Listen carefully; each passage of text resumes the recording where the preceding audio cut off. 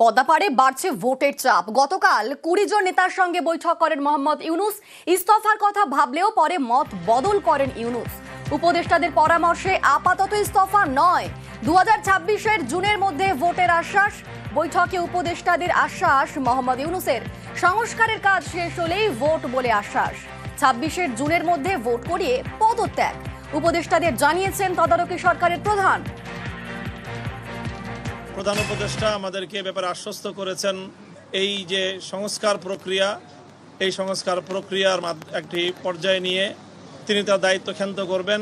জাতীয় এবং আন্তর্জাতিক পর্যায়ে সকলের কাছে গ্রহণযোগ্য একটি নির্বাচন জাতিকে তিনি উপহার দিতে চান এবং সেই নির্বাচনের জন্য তিনি তার সর্বোচ্চ যে সময়সীমা তিনি আমাদের সামনে ব্যক্ত করেছেন যে ২০২৬ সালের জুনের পরে ১ ঘন্টাও তিনি আর ক্ষমতায় অবস্থান করবেন না, ক্ষমতায় থাকবেন না। উপদেষ্টাদের পরামর্শেই মত বদল ইউনূসের। বৈঠকের পর দাবি এবি পার্টির নেতা যে ওনার কাছে মনে হয়েছে যে উনি আসলে একটা সুষ্ঠু নির্বাচন দেওয়ার মতো যে কোঅপারেশন বা যে পরিবেশ সেটা পাচ্ছেন না বলে উনি উপদেষ্টাদের বৈঠকে বলেছিলেন আমি আর থাকবো না। কিন্তু শেষ পর্যন্ত উপদেষ্টারা ওনাকে বুঝিয়ে সেটা থেকে নিবৃত্ত করেছেন যে আপনি এই দায়িত্ব যদি ছেড়ে দেন, আপনি যদি উপদেষ্টা পরিষদ যদি পদত্যাগ করে আমাদের দেশের জন্য কল্যাণ হতো, আমরা আপনাকে সেটাই বলতাম না। আমাদের কাছে কোনো বিকল্প অপশন নাই এবং আপনি যে কাজগুলো এগিয়ে নিয়েছেন, এখন যদি আপনি এখান থেকে কুইট করেন তাহলে আমাদের নির্বাচন সংস্কার সবকিছু আরো অনিশ্চিত হয়ে যাবে। তারই পাশাপাশি ঘরের সামলাতে পড়শিকেই দোষারোপ। এখনো ভারতের জুজু দেখছে ইউনূস সরকার। সেনা ও শরিকের চাপ বাড়তেই ফের দোষারোপের চেষ্টা। ভারতীয় আধিপত্যবাদ আমাদের এই পরিবর্তনকে একেবারে স্বীকার করতে চায় না। পারলে আমাদেরকে একদিনে ধ্বংস করে দিতে চায়। তারা সমগ্র জাতি চায় না যে এখন এইভাবে ডক্টর ইউনূস ক্ষমতার জায়গা থেকে বিদায় নিয়ে নিক, তাহলে আমাদের জন্য সংকটটা বেশি হবে। এই মুহূর্তে আমাদের সঙ্গে রয়েছেন আন্তর্জাতিক সম্পর্ক বিশেষজ্ঞ রাজা গোপালধর চক্রবর্তী। আপনাকে নিউজ ১৮ বাংলায় স্বাগত জানাচ্ছি। মোহাম্মদ ইউনূস তিনি প্রথমে বললেন যে তিনি পদত্যাগ করবেন, কিন্তু তিনি পদত্যাগ করলেন না। আর তারপর চাপের মুখে একের পর এক ডেট দিয়ে যাচ্ছেন ভোট করানোর জন্য। আর তারপর তিনি বলছেন যে পরে ২৬-এর জুনের মধ্যে ভোট করিয়ে তিনি পদত্যাগ করবেন। তাহলে কোথাও গিয়ে কৌশলগতভাবেই তিনি পদত্যাগের জল্পনা জিইয়ে রাখলেন। হ্যাঁ, দেখুন, যেটা হচ্ছে বাংলাদেশে যারা উপদেষ্টা হয়েছে তারা তো নির্বাচনে যেতেই অথচ মন্ত্রিত্বের যাবতীয় সুবিধা তারা পাচ্ছে এবং লোকে তো কাঠখড় পরিয়ে মন্ত্রী হয়, মানে ইলেকশনে লড়তে হয়, জিততে হয়, এনাকে কিছুই করতে হয়। তাই এই পকেটে পাওয়া ক্ষমতাটা যতটা পারা যায় উনি উপভোগ করতে চাইছেন এবং নির্বাচনী সংস্কারের কথা বলছেন। সংস্কারটা কি করেছেন এখনো সেটা পরিষ্কার নয়, এইটা সংস্কার হয়েছে বা কিছু। তো সে প্রশ্ন তো বাংলাদেশে এমন একটা রাজনৈতিক পরিস্থিতি যে কেউ প্রশ্নটাও করছে না। তাই উনি নিজের ডিউরেশন বাড়িয়েই চলেছেন। এখন ওনার যেটা মনে হচ্ছে, ওনার যেটা চাইছেন সেটা হচ্ছে ওনাদের অনুপ্রেরণায় যে দলটা তৈরি হয়েছে, একজন তো ওনাদের অ্যাডভাইসার ছিলেন, ন্যাশনাল সিটিজেন্স পার্টি, এটাই ওনার অনুপ্রেরণায় দল বলা যেতেই পারে। এই পার্টি এখনো আত্মপ্রকাশ করলেও তেমন জনপ্রিয়তা লাভ করে।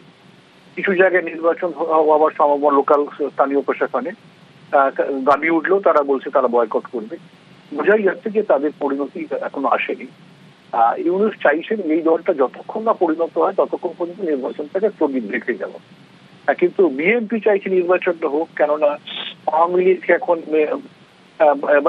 নিষিদ্ধ, বাজারে নেই, খবরে নেই। এখন নির্বাচন হলে বিএনপি জিততে পারে।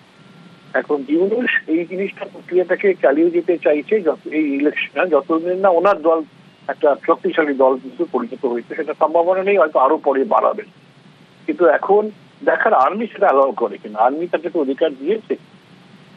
এখন আরো একটা বিষয়, এবার কিন্তু ঘর সামলানোর জন্য রীতিমতো ভারতের জুজু দেখাচ্ছেন ইউনূস।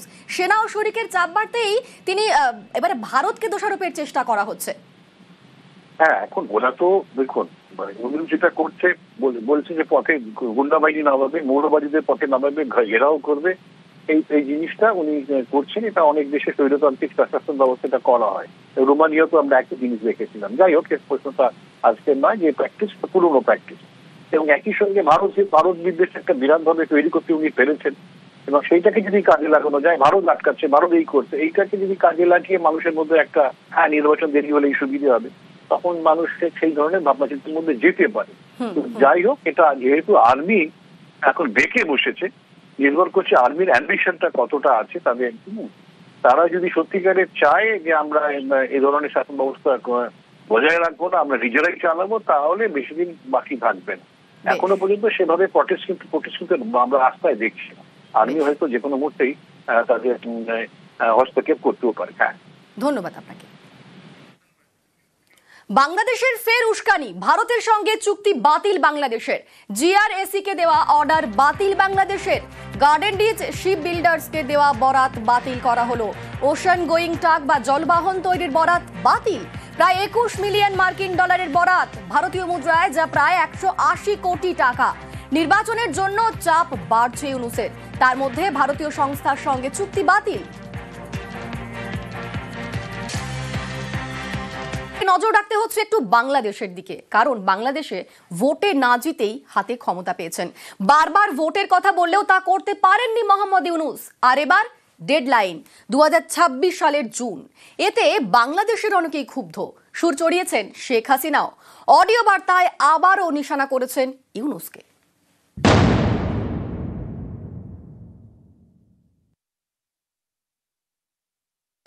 নির্বাচন হতে পারে স্যার, এটা তো কেউ বলে না এখনো।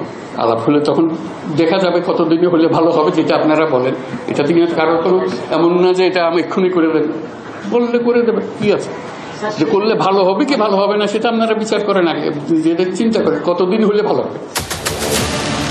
2024 সালের অগস্ট থেকে বাংলাদেশের তদারকি সরকার, সেই সরকারের প্রধান উপদেষ্টা মোহাম্মদ ইউনূস ক্ষমতা দখল করেই তিনি বলেছিলেন তার সরকার যে কোনো মুহূর্তে জাতীয় নির্বাচন করার জন্য তৈরি। এই করতে করতে 10 মাস কেটে গেল, আজও ভোট করতে পারেননি মোহাম্মদ ইউনূস, শুধু তারিখ পে তারিখ। ইলেকশন নিয়েও ধোঁয়াশার কিছু নাই। স্যার বারবার বলেছেন উনি এক কথার মানুষ, ইলেকশনটা জুন 30, 2026 মধ্যেই দিবেন। আপনাদের ওনার 3টা কাজ, একটা হচ্ছে সংস্কার মানে রিফর্ম, নির্বাচন, আর একটা হচ্ছে বিচার।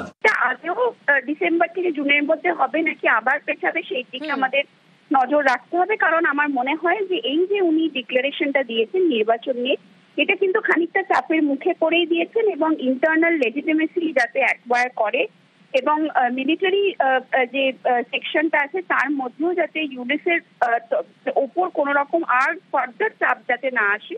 আমার মনে হয় যে কোথাও গিয়ে সেইটাকে বাইপাস করার জন্যই কিন্তু ইউনিস সরকারের এরকম একটা সিদ্ধান্ত। গত বছর জুলাইতে সরকার বিরোধী আন্দোলনে উত্তাল হয় বাংলাদেশ। অগস্টে দেশ ছাড়েন শেখ হাসিনা। তারপর থেকে বাংলাদেশে অন্তর্বর্তী সরকার, যার মাথায় মোহাম্মদ ইউনূস। ভোটে না জিতেই ক্ষমতার শীর্ষে, বারবার বাংলাদেশে ভোট করানোর আশ্বাস দিয়েছেন, কিন্তু ওই পর্যন্তই, আজও ভোট হয়নি। এখন ইউনূস 26 জুনের কথা বলছেন, আর এতেই ক্ষুব্ধ বিএনপি, জামাত সহ নানা সংগঠন। তারা হাসিনা বিরোধী আন্দোলন এবং তদারকি সরকার গড়তে বড় ভূমিকা নেয়। শুরু থেকেই দ্রুত ভোটের দাবি করে বিএনপি, জামাত। বছর ঘুরলেও সেটা হয়নি। এতে তদারকি সরকারের সমর্থকদের মধ্যে ক্ষোভ বেড়েছে। কালচার অফ রোড ম্যাপ, শুধু একটা রোড ম্যাপ আমি দেখছি এখন, ওইটা হচ্ছে ইলেকশন হবে ডিসেম্বর থেকে জুনের মধ্যে, and that's the most specific road map we have in anything in the country. আর ওইটা নিয়ে এখন চিল্লাচিল্লি হচ্ছে যে রোড ম্যাপটা আরেকটু টাইট করে। কোথায় রোড ম্যাপ আছে আমাদের, কোন সেক্টরে? I have no idea, but we need to introduce a culture of road map. এই ক্ষোভ ভালোই টের পাচ্ছেন মোহাম্মদ ইউনূস। কয়েকদিন আগেই গুঞ্জন ছড়ায় তিনি নাকি প্রধান উপদেষ্টার পদ ছাড়তে চান। অনেকে মনে করেন এসব আসলে ইউনূসের কৌশল, পদত্যাগের জল্পনা তৈরি করে সহানুভূতি পাওয়ার চেষ্টা। একই সঙ্গে বিভিন্ন দল এবং সংগঠনকে পাশে পেতে চাইছেন মোহাম্মদ ইউনূস। শনিবার দফায় দফায় তিনি বৈঠক করেন। সুষ্ঠু, নিরপেক্ষ ও অবাধ নির্বাচন অনুষ্ঠানের উদ্দেশ্যে সরকারের নিরপেক্ষতা বজায় রাখার স্বার্থে বিতর্কিত উপদেষ্টাদের বাদ দিয়ে উপদেষ্টা পরিষদ পুনর্গঠনের জন্য আমরা দাবি জানিয়েছি। ডিসেম্বরের মধ্যে জাতীয় সংসদ নির্বাচন অনুষ্ঠানের জন্য দ্রুত একটি রোডম্যাপ প্রদানের দাবি আমরা জানিয়েছি। আমরা বলেছি দুইটা বিষয় স্পষ্ট করা দরকার, একটা নির্বাচনটা কখন হবে, আর 2 নম্বর আমরা বলেছি এই নির্বাচনের আগে অবশ্যই সংস্কার এবং দৃশ্যমান বিচারের কিছু প্রক্রিয়া জনগণের সামনে আসতে হবে। একটা হচ্ছে সংস্কারের রোডম্যাপ, আর একটা হচ্ছে নির্বাচনের রোডম্যাপ। কবে হবে রোডম্যাপ আর কবে হবে ভোট, আর কতদিন তদারকি সরকার চলবে, বাংলাদেশ জুড়ে এই সব প্রশ্ন ঘুরপাক খাচ্ছে। আর গদি আঁকড়ে থেকে তারিখের পর তারিখ শোনাচ্ছেন। এতে বাংলাদেশের অনেকের মনেই তৈরি হয়েছে ক্ষোভ, অনেকেই সুর চড়াচ্ছেন। শেখ হাসিনাও ফের নিশানা করেছেন মোহাম্মদ ইউনূসকে। জঙ্গিদের উপর নির্ভর করেই তাদেরকে ব্যবহার করে এবং আমাকে আর রেহানাকে হত্যার চক্রান্ত করেই ইউনূস কিন্তু ক্ষমতা দখল করলো। আর ক্ষমতা এসে আওয়ামী লীগের যত নেতাকর্মী এবং সহযোগী সংগঠনের নেতাকর্মী, মুক্তিযোদ্ধা, 14 দলীয় নেতা, তাদেরকে গ্রেপ্তার, জনগণের ভোটে নির্বাচিত। আর ইউনূস হচ্ছে জঙ্গিদের দ্বারা ক্ষমতা দখল। আজকে জঙ্গিদের সহায়তায় যারা ক্ষমতা দখল করে সেই ইউনূস, সে আওয়ামী লীগকে নিষিদ্ধ করায়। তা সে সিদ্ধ হলো কীভাবে? মিয়ানমার বর্ডারে নিয়ন্ত্রণ হারিয়ে ফেলেছে। লজ্জা হয় না যে একটা দেশের স্বাধীনতা সার্বভৌমত্ব বিক্রি করে দেয় ক্ষমতায় থাকার জন্য? আজ পর্যন্ত যে কটা কথা বলেছে ডক্টর ইউনূসকে একটা কথাও রাখতে পেরেছে? রাখতে পারে নাই। সব মিথ্যা কথা ফুলচুরি দিয়ে মানুষকে ভুলিয়েছে। নিউজ 18 বাংলা।